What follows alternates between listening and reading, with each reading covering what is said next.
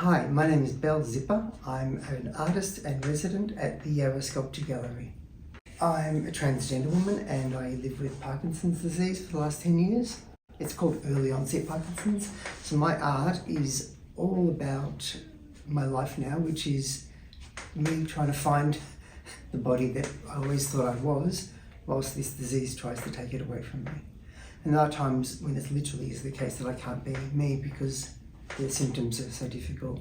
Art practice has been part of my life ever since I was a child, and now it's much more about focus on video work and digital work. A couple of reasons for that. One is that Parkinson's is actually what's called a movement disorder disease. So video is actually the best medium to capture that movement and that lack of movement. So I have a friend who's an artist and she said that all my life my work has been leading to this, my drawings and things. Video work really does make sense with Parkinson's. So there's some videos where you can see my body doing all sorts of crazy movements. And also I let the Parkinson's actually dictate the actual art. So if I was moving something on the screen in a certain way to get in position for the film, my hand gets what's called dyskinesia, which are these involuntary movements. And once I was doing that, and the hand moved a section of the video up so high, all you could see was the bottom half of my legs. And I was really frustrated. I was thinking, you can see now my hand's just doing that. Why was it doing that? And then I actually left it in. And I think it's the best pick of the film. So it's like the disease is almost my worst enemy, but it also made it my friend. So it's actually, so when the viewer watches it, they'll feel that same frustration. They'll be like, it's like, pull it down, we want to see what's happening here, but they can't. My art isn't just about what it's like to have Parkinson's, it actually is made from Parkinson's. It's a very bodily experience, Parkinson's, and the art is as well. So the dyskinesia is very, it's a very common symptom in later Parkinson's. You can't control your limbs. There's too much dopamine in the brain because of the medicine, and I've also had brain surgery that puts electrodes in that fire up the neurons that are no longer making as much dopamine. So you end up with too much, and it fires off sporadically, so you get these sporadic movements. Before I had the brain surgery, it was so bad that I actually had carpal tunnel syndrome, and my physio said, I'm not going to tell you what not to do because you know what not to do, but you can't help it because of the medicine. So when I had after the surgery, that went away. So the way you see me now is still a bit jittery, but nowhere near as bad as it used to be.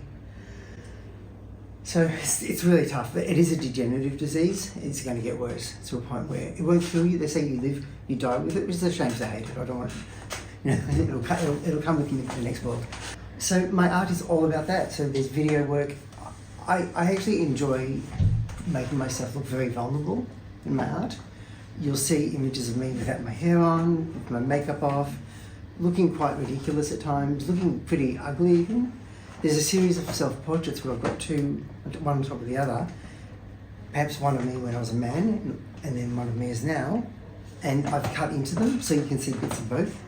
So there's like fragments, and that's often how I feel as a transgender woman, where you look at your body and think sort of a bit male-ish and a bit yuck, and you see other bits and you think they're quite nice. And also, it also means with the Parkinson's experience, because sometimes I'm fine, and sometimes I can barely move. Like, it's so bad sometimes that I'm rigid as a stone, I can barely move. You get these very slow, you think it's called bradykinesia. So my movements are like this. I'm trying to unpack the dishwasher, it's like a tenth of the speed. It's like watching a Russian documentary from the 80s where there's no edits. And you can hear I'm a fast talking person. I'm trying to slow down that. And that's how I've always been. But so this is me, but when it gets really slow, my mouth drops. So some of the artwork I've got where I look really miserable, trust me, I'm not miserable. The muscles in my face have turned to stone. I just can't move them. So you get to look, I can't even do it. It's really horrible. And that's when I feel really embarrassed about myself and I don't want to go out in public.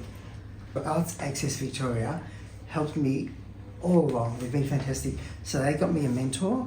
David Rosetsky. He's a very well-regarded, amazing photographer and multimedia installation artist. And he's been a real guide for me, getting me involved in all sorts of ways to expand my thinking about my art. So this residency here at the Yarra Sculpture Gallery has been just fantastic. It has been the greatest learning.